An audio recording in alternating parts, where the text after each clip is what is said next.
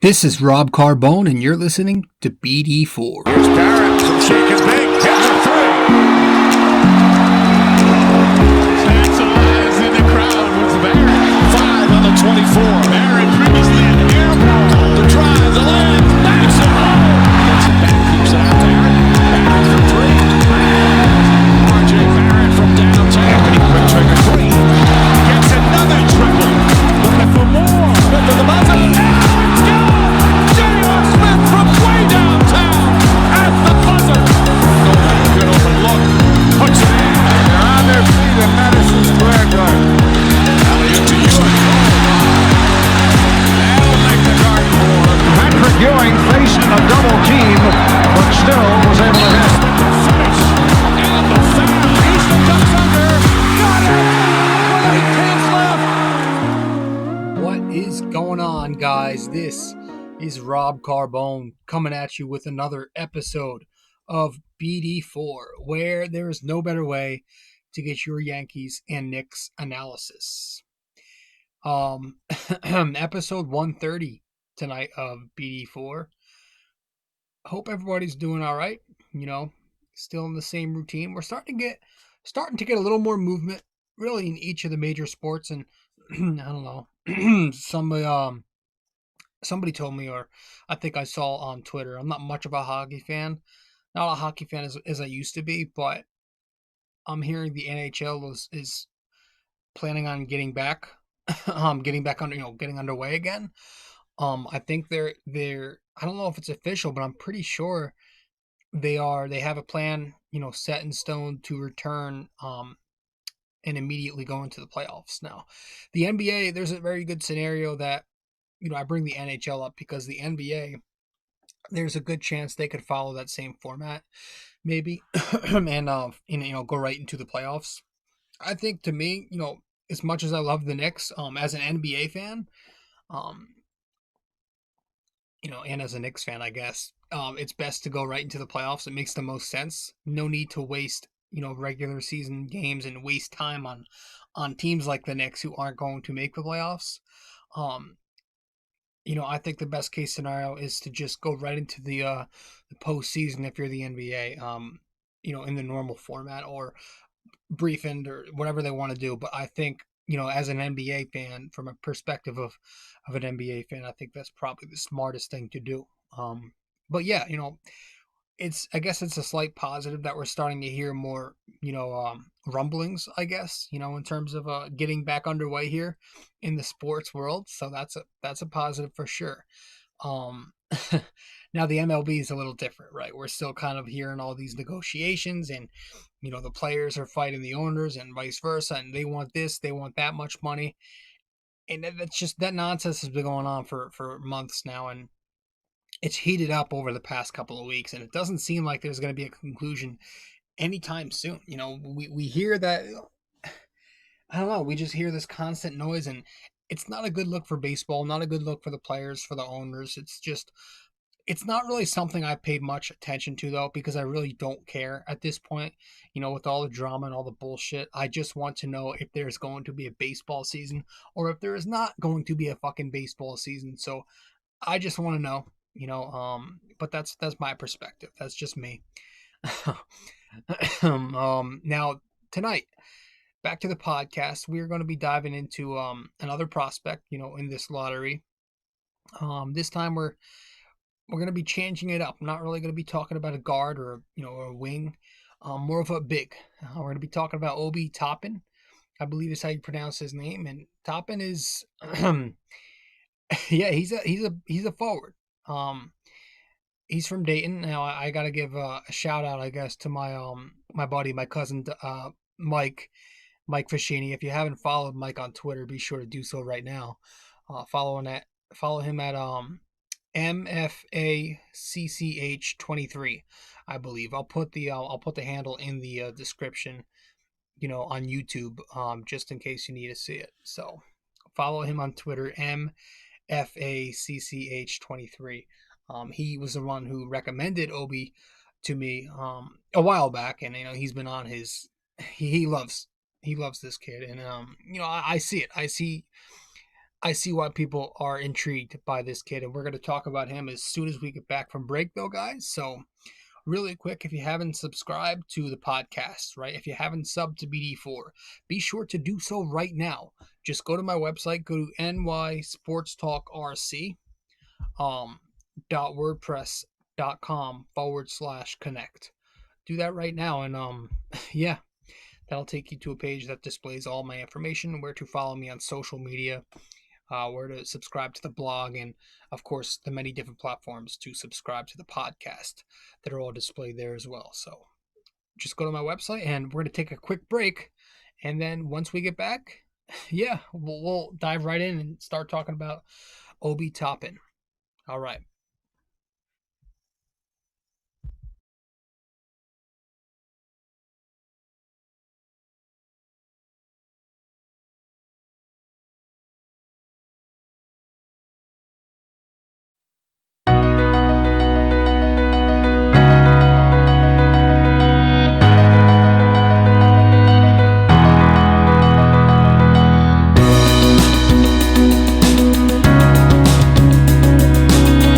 Hey fellas, really quick before we continue with the show, I just want to remind you, if you haven't yet subscribed to BD4, be sure to do so right now. Just go to nysportstalkrc.wordpress.com/connect.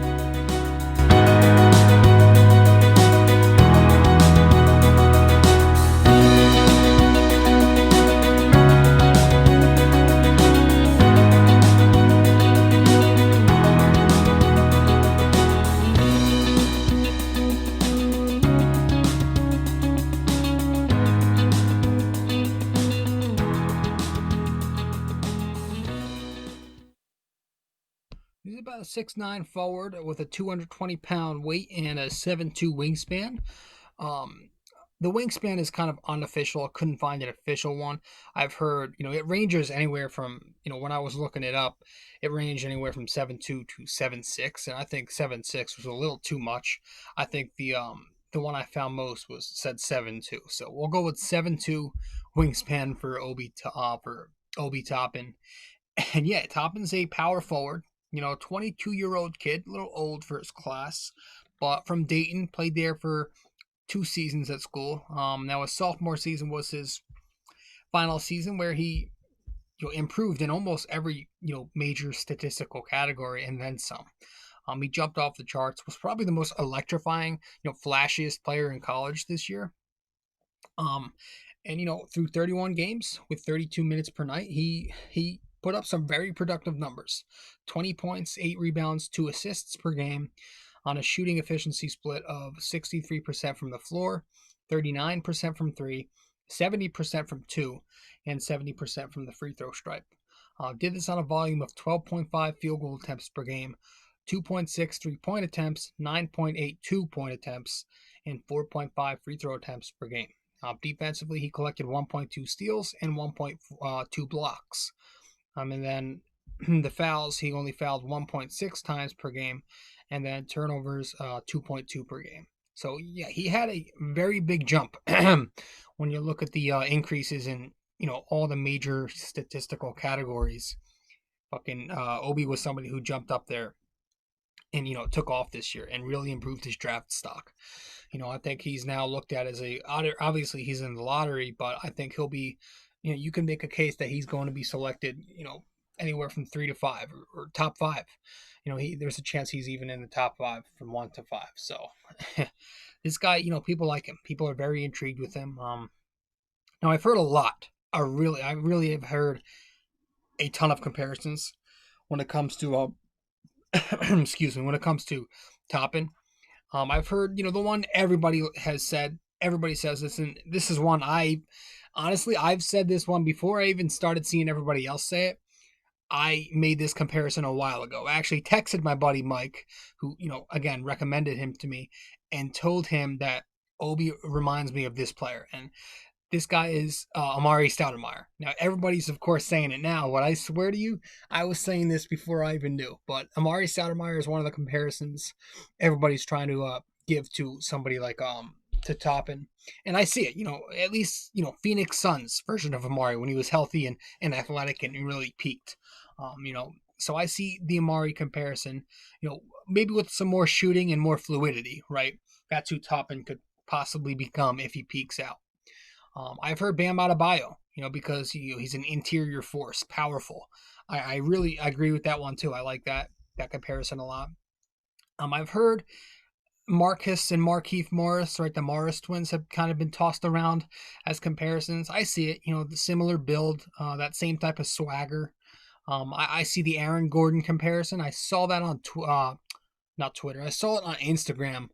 A buddy I follow actually made that Aaron Gordon comparison, and I agree with that. An athletic wing, very athletic with some size. I see that. I've heard Kenyon Martin, maybe with some more offense. I've heard a lot. One I like to compare, maybe if Toppin doesn't exactly pan out, and if his defense never improves, and maybe the offense doesn't translate.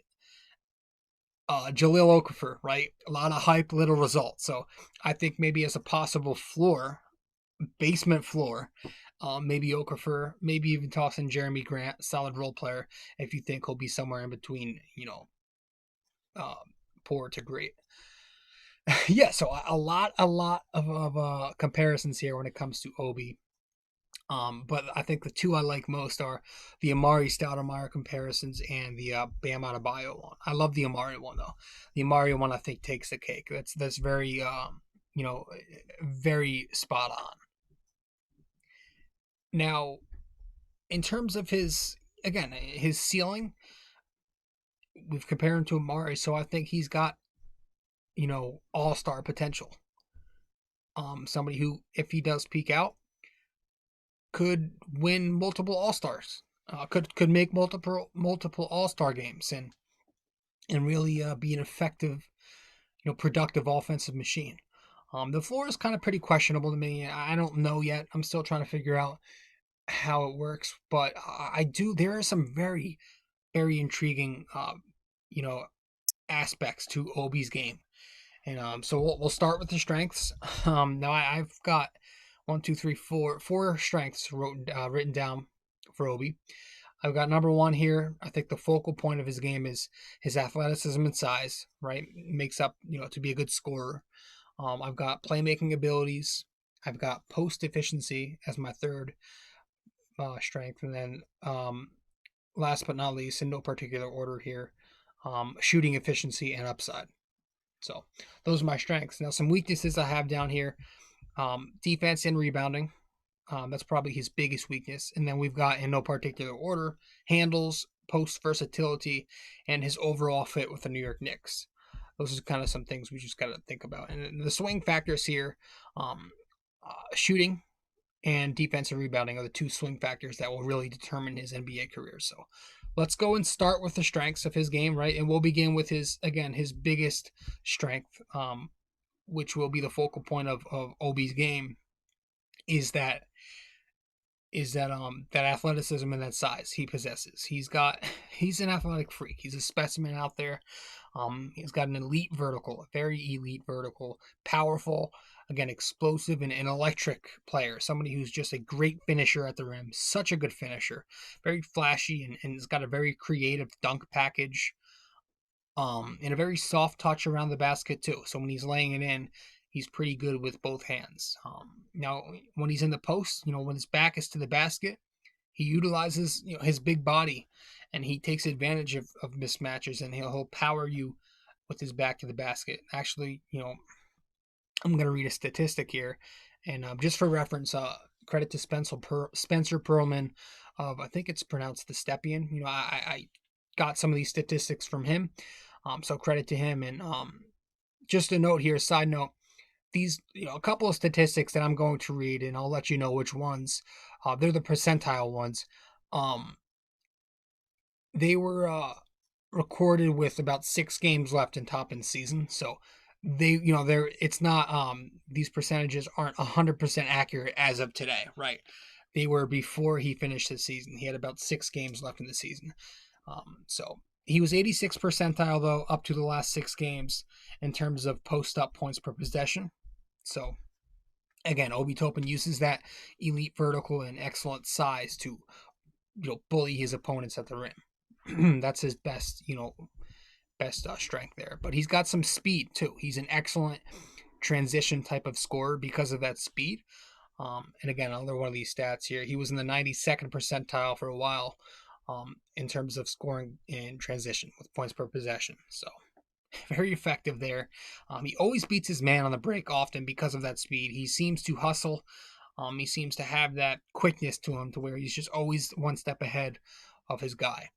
He's just a great cutter in the half court too. A constant lob threat.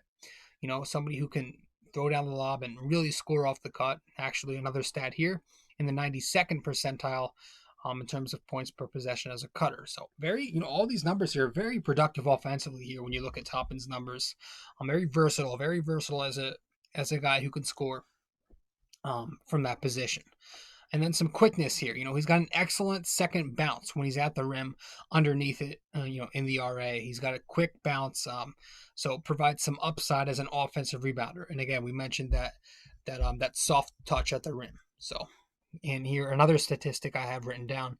He was in the 99th percentile in terms of points per possession on the offensive putbacks. So, all these percentiles you're seeing, he's right up there. He's high up there, always ranking amongst the best. So very productive offensive player in terms of scoring, but he brings some very impressive playmaking abilities for somebody of his size, right?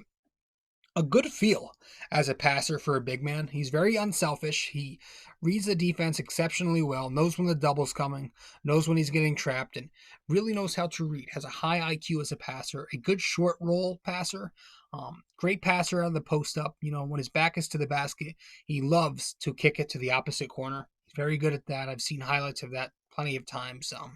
And he passes well on the move, so he's not just a stationary passer. He can pass well on the move as well. So he's somebody, I think, if he continues to improve his handle, which might need some work, I think he's somebody who could give you 3 to 4, assists per game in the NBA if he does peak out. Now, let's move on to post efficiency. I've got that his post game is very efficient. We mentioned it already, though. Kind of a good post up passer and a good post up scorer at a low volume. But so we'll move on from that. And then here I have shooting efficiency and upside as the final strength to Obi's game. Now, he's got stretch four potential, so he's not just a bully down low. This is somebody who, in his freshman season at school, he shot 54% from three. Now, granted, it was only 21 attempts, but took a big jump in attempts in his sophomore year when he took 82 three-pointers and still, dropped significantly, but nailed a pretty efficient 39% for a big. So 54%, 39%, and overall in school, when you count those two together, he was 43 for 103, which is obviously 42%. So very efficient shooting as a big. Somebody who I love. I love to think of him as an Amari Stoudemire type of guy with a shooting, with more shooting upside. And I think if he can be somebody who can take that 3-point shot at the NBA level and not abuse it, though, not just become a straight up stretch four, but just be somebody who dominates on the inside and takes 2, maybe 3-pointers a game, that would be great.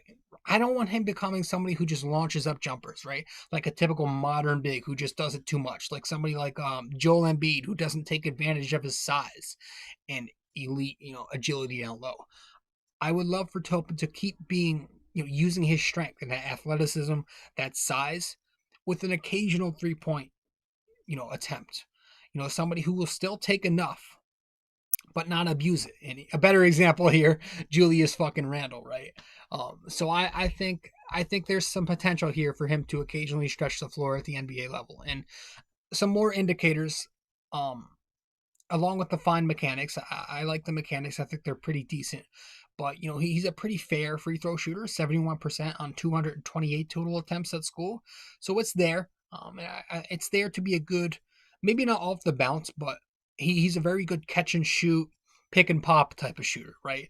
Somebody who, and I'm going to read another stat here, was in the 96th percentile in terms of spot up points per possession. So again, another very productive number for Obi, a good spot up pick and pop guy who going to have potential in this league as a catch and shoot big from the perimeter, occasionally, I would hope.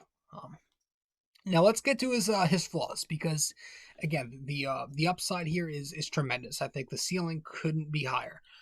I really like his ceiling, but he has some flaws, and his biggest flaw, unquestionably his biggest flaw, Obi Toppin, is his defense and rebounding.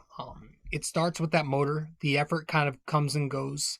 He's got pretty poor awareness. He'll have trouble reading screens. I'm sorry, you know, like pick and roll recognition, I guess. Pretty poor at recognizing pick and roll. Kind of gives me some Ennis Cantor flashbacks, which is not good. Trouble reading the offense, right? Doesn't always read the offense as much as you would like. He really struggles there defensively with that awareness and trying to figure out what's going on and where the play is going to go next. A reason for that, I don't know. Maybe he's late on closeouts so often because he played for Dayton, who didn't have much depth at that position, and he didn't want to rush out to the perimeter and risk a foul, and tried to stay out of foul trouble. Maybe that was kind of a reason for him being so late at times. I don't know. Maybe that's a stretch, but defense needs work all around the floor too. It's not just mentally. Rim protection needs work. He's got pretty poor instincts under the rim defensively. Some positioning issues. He's always moved out of his, pushed off his spot and doesn't really position himself well. Has pretty poor timing, and the instincts don't seem to be there. And I think we said that. And he's a poor rotator. Not a great rotator yet. So poor rim protection. Perimeter defense, right? That one-on-one ISO D needs to improve. I don't love that. He's pretty slow laterally and flat-footed, heavy-footed. The footwork is not great. It's going to give him some issues guarding in space, and obviously with slow feet, he can't really change directions too well and position himself. Now, rebounding here, pretty mediocre numbers for a guy of his size and of his athleticism. Only averaged 9.1 rebounds per 40 minutes at Dayton through 64 games, But again, there's room to improve considering his size and his leaping ability when he's under the rim. So that's not something I'm too concerned about. It's more the defense and how much he has to improve defensively. And then I've also got his handles can be loose at times, very iffy with his left hand. He's more right hand dominant when he's ball handling, but that's again something I think can improve. He's not going to be somebody who's handling a ton unless he's in the post, which, again, he was pretty efficient just at a lower volume. So if he can figure out a way to improve his handle slightly, I don't think that'll be too big an issue. But the post versatility, he does need some more moves. He's not the most versatile in the post, doesn't have many moves, and not really strong enough yet to where at the NBA level he'll be able to, bully players like he does at Dayton. He needs more upper and lower body strength, I think, to be able to do that against fours and fives. But the upside is here, with a good starting frame, at 6'9", 220, and the quickness and, again, the adequate enough handle. So the starting frame is there to where I think he'll eventually put on some more muscle and become more effective at a higher volume post player. Now, here's the really interesting question here is if you've been listening to this, or if you're watching this, you probably wanted me to get on this. What is his overall fit with the Knicks, right? If the Knicks were to draft him, which I don't think they're going to, if he's available, I just have that gut feeling they're going to just look at their guards, the availability with the guards. But let's just say, what would his fit be? It would obviously require, you would have to think, it would require the Knicks moving Julius Randle, since he takes up that 4 spot. And you got guys coming off the bench. You got Knox, who likes to, who's probably going to be a 4. You got Iggy. And I know you might not be big on Knox, but the Knicks obviously are still trying to figure him out. You've got Ignas Brazdeikis and Westchester, to play off the bench at the 4 for now. Maybe you've got this fucking even more Kenny Wooten, right? He's the guy who Knicks fans are really looking at to be their power forward going forward. So that's an up-and-coming prospect with big-time defensive potential, something Obi doesn't bring. And it makes you question, where does this guy go? Do the Knicks want to go with talent over fit? They're not really in a position to where they can pick and choose and just go for fit. They really need as much talent as they can, but at the same time, you do have to start thinking, how much how many bigs could you really have on one fucking roster? And he's gonna have to, I don't know. I think a lot depends on these two swing factors, his shooting and his defense. If he can if he can keep improving as a shooter, and if that translates into the NBA, then that'd be great. Provide some great floor spacing for the Knicks. But if it doesn't, he's not going to fit well next to Mitchell Robinson. He's not going to fit well in the same lineup with Mitchell and RJ Barrett, who can't shoot. So a lot is relying on him to be able to continue that shooting prowess, right? To bring some more lineup flexibility. And speaking of lineup flexibility, he's going to have to improve his defense to be able to make whoever the next coach is for the Knicks to make their job more easier, right? How much can he improve as a defender? Is that offensive production enough to ignore the poor defense that might not get any better than adequate? So is he going to be the next Blake and DeAndre with Mitchell Robinson, or is he just going to be the next Okafor? I don't know, guys. It's interesting. It's very interesting. A lot of questions here, but a lot of things to like. There's so many different factors on both sides that really intrigue me. But all in all, if I were to make a decision, guys, I'm not exactly sure he's my first option. I would probably say in order, the guys I really want, I would go LaMelo, Killian, 1 and 1A. 1A and 1B, I go LaMelo and Killian. And then I guess Toby would be my 2. I don't know. He intrigues me. Maybe I'm not being smart. Maybe the Knicks should just straight up focus on guards and getting their point guard playmaker of the future.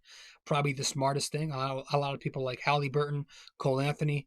I don't know. Maybe I jumped the gun here, and maybe Obi isn't my second preference. I really don't know for sure, but he might be more 3 or 4 or 5. I don't know.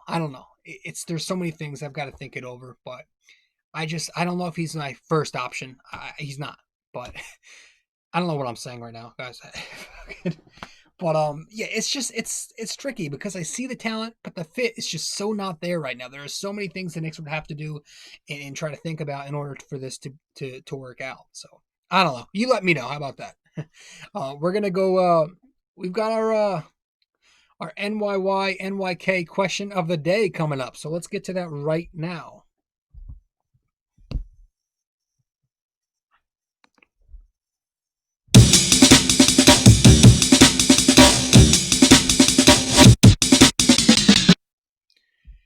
All right. So last night's question was, let me just pull it up because I don't have it up yet. Last night's question, pulling it up right now. Give me 1 sec. Yeah, so on the last show, our question was, in episode 129, our question, just to repeat it one more time, was who took the Knicks to the NBA Finals in the 1970 season, where they won the title? Who took the Knicks to the 1970 NBA Finals? Who was the coach that did it? I asked it last episode, and I told you I would reveal the answer in this episode. Now, the answer here, once again, who took the Knicks to the 1970 NBA title? Red Holtzman. Red Holtzman. If you got that, good for you. If you didn't, oh well, next time. But yes, Red Holtzman took the Knicks to the 1969-70 title. That was their first, I believe it was the Knicks' first title ever. So yes, now tonight's question. Here we go. What number did Walt Clyde Frazier wear as a Knick? What number did Walt Clyde Frazier wear as a Knick? NYY NYK question of the day. Let me know your answer. Inbox me on Twitter, Facebook, or Instagram. Comment on YouTube. Comment on Twitter, Facebook, or Instagram. Anywhere, any way you can get a hold of me. Let me know the answer, and I will give you the answer in the next show in episode 131. Guys, this is it. This is all we've got for tonight. Obi Toppin. That was who Obi Toppin, I think is pronounced. That was who we covered tonight. And that's going to be it, guys. Thank you so much for stopping by. This has been Rob Carbone with episode 130 of BD4, where there is no better way to get your Yankees and Knicks analysis. Guys, thanks so much, and I'll see you next time. Ciao.